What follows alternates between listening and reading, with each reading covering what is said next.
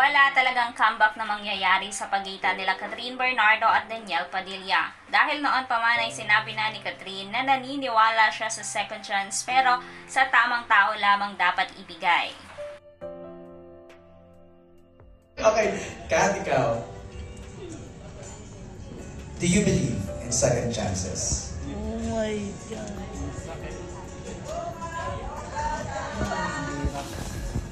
Second chances. We all hope for a second chance, definitely. Diba, lahat tayo, tao lang, we're human beings. Even ako, sa sarili ko, alam ko na magkakamali at magkakamali ako.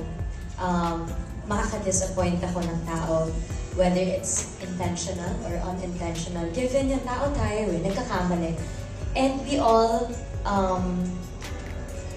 ako, personally, I do anything to be given that second chance again, that opportunity to correct my wrongdoings, to rebuild relationships, I guess, and to maybe regain trust. All these things, lahat yun part din ng forgiveness, syempre. But again, we have to remember, we're all different. Diba? Some people can give a second chance, like Tisoy. Some can give multiple chances, and some won't. And that's okay. And we have to respect that. Kasi iba-iba naman tayong tao. So, depende talaga siya sa sitwasyon.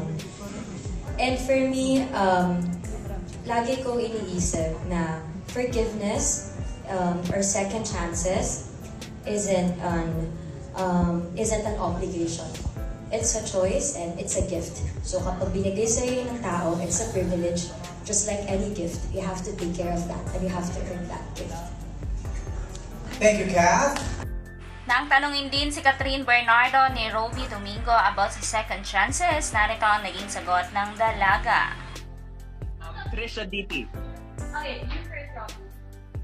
Do you believe in second chances? Yes, I do. I do believe in second chances, but hanggang doon lang. Pag naulat-ulat na more. Pero feeling ko lahat tayo deserve ang second chance kasi lahat tayo nagkakamali. So, yeah, for me personally, nagbibigay ako ng second chance. Dito mo masasabi na tapos na at wala na talagang babalikan si Danielle Padilla dahil totally move on na nga ang aktres na si Catherine Bernardo. Kayo mga ka-chismister, ano ang opinion nyo sa usapin na ito? Comment down below, and if you like this video, please subscribe my YouTube channel and click the notification bell para mas updated ka ka-chismister. Thank you for watching!